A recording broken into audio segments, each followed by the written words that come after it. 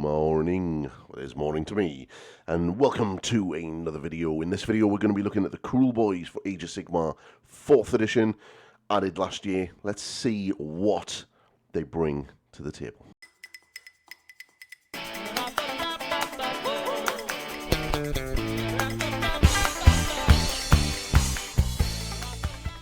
Right, the Kruleboys are today's faction focus. If you don't know who the Kruleboys are, they were a new Orc sort of subtype that were added to the game in the 3rd edition. They were the main protagonists, bad guys, in the launch box for 3rd edition Age of Sigmar, and they're like a little bit of like swamp orcs and hobgoblins. A little bit different, a little bit cunning, a little bit savvy. So, pretty cool models, to be fair.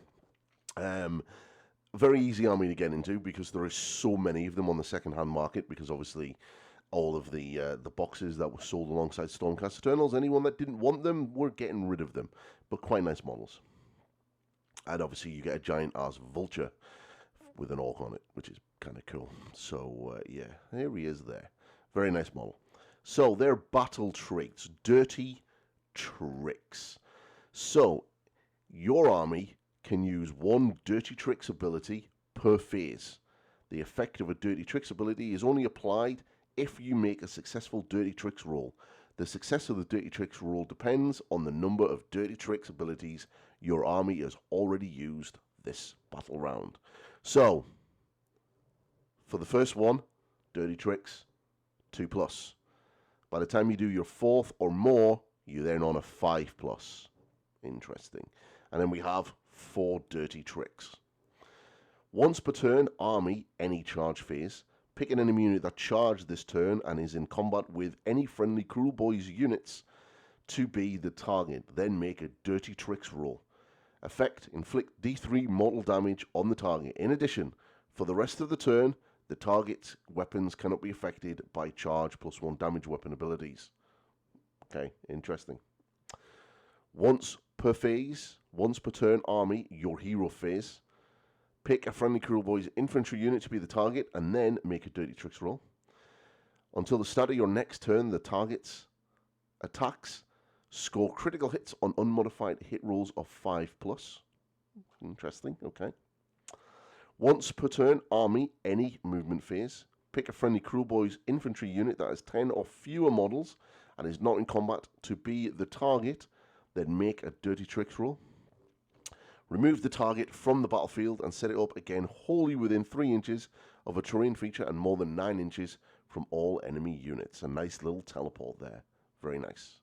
And then finally, once per turn army, any combat phase. Pick an enemy unit in combat with a friendly Kruleboys unit to be the target and then make a Dirty Tricks roll. The target has strike last for the rest of the turn. Not bad. Some interesting things there. They did have like things where you could get like cover and not be targeted and all that kind of good stuff. So it's an interesting sort of take on them. There's going to be a little bit then we're going to talk about at the end, but yeah, interesting take nonetheless. Some of them are quite interesting. I quite like them. Okay, so your formation, your battle formation, friendly Kruleboys units that are wholly within 3 inches of a terrain feature are not visible to enemy units that are more than 12 inches away from them. So that's that can't shoot me thing, target me thing that they had from 3rd edition. So it's now going to be in a battle formation. So, kind of makes sense. So, Law of the Swamp.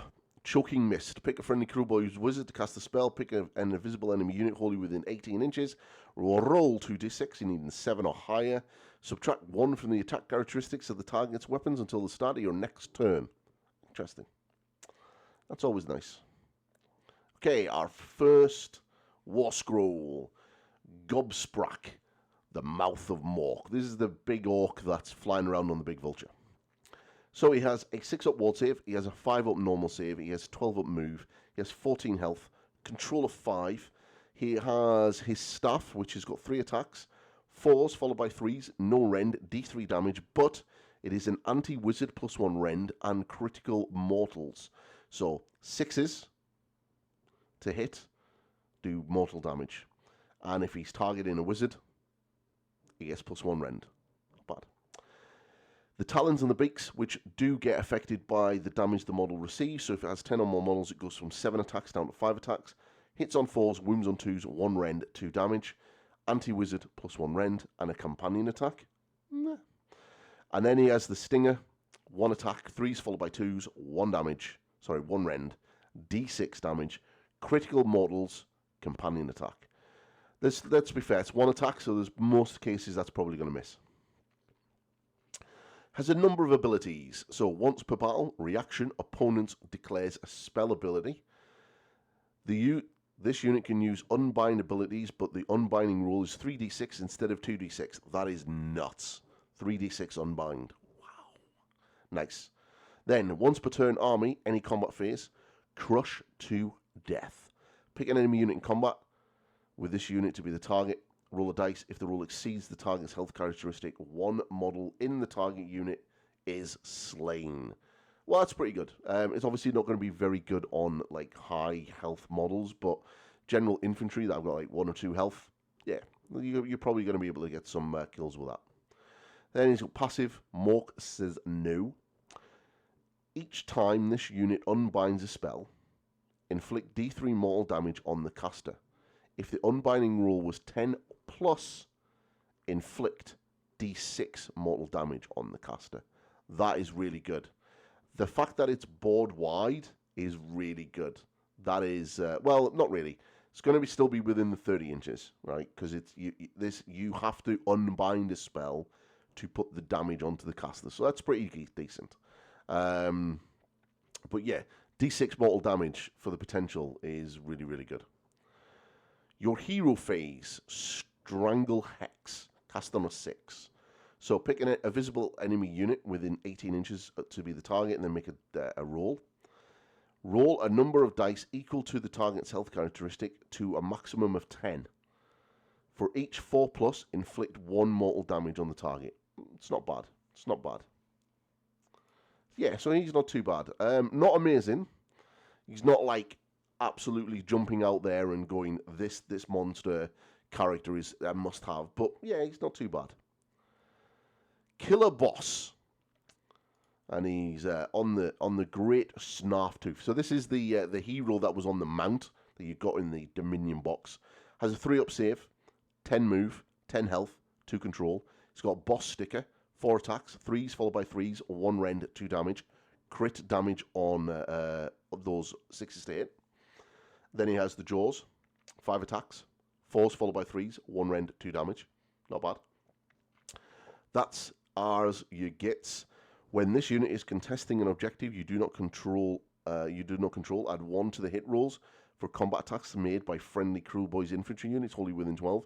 Plus 1 to hit, always nice. That's really quite nice.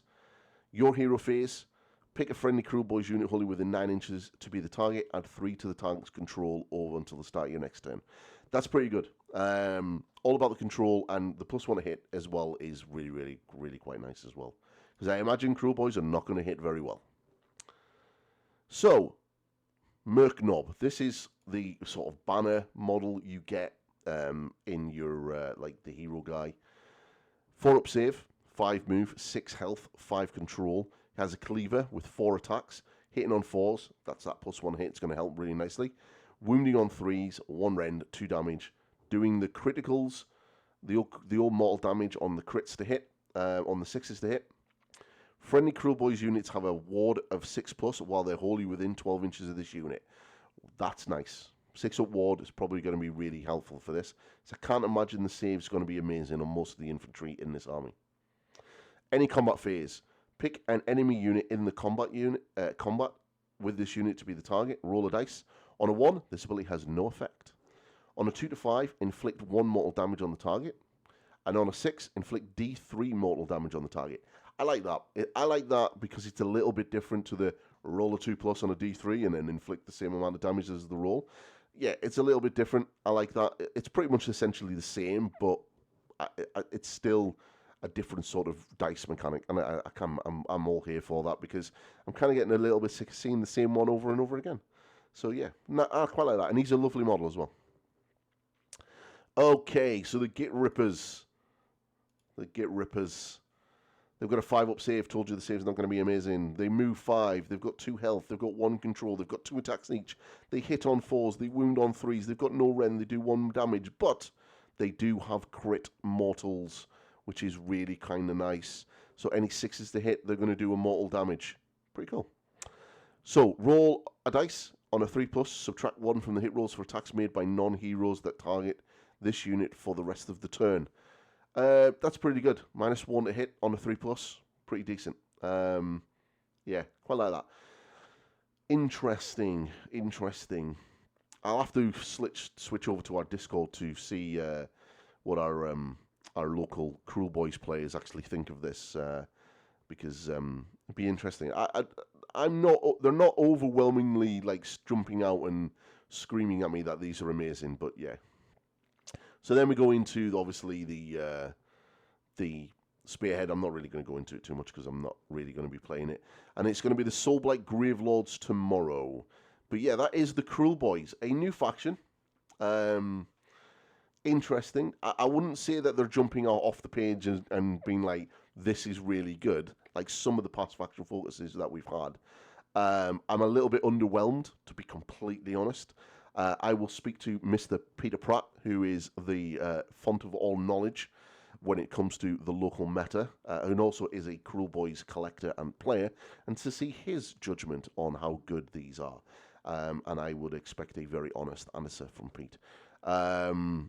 I personally, from the little that I know of the faction, they're not really speaking to me in a way of like, oh wow, these are going to be good. Now, as I was saying in the start of the video, speaking about something about the faction, obviously the Orruk War Clans were all in one book: the Kruleboys, the Iron Jaws, and the Big War. We know that Bone Splitters have been canned. They're no longer a thing in Age of Sigmar.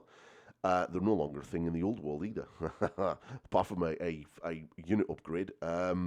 So it will be interesting to see if the book is going to be splitting down into 2 factions, and then what's going to happen with the Big War itself. Interesting. I'm the fact that they're like faction focused Kruleboys, and we are going to get a faction focused Iron Jaws. Kind of makes me think that they are splitting the book up. Maybe that's what they're doing now that the Bone Splitters have gone. But yeah, let me know in the comments below what you think. But Kruleboys, that is them. I'm not overly excited about this.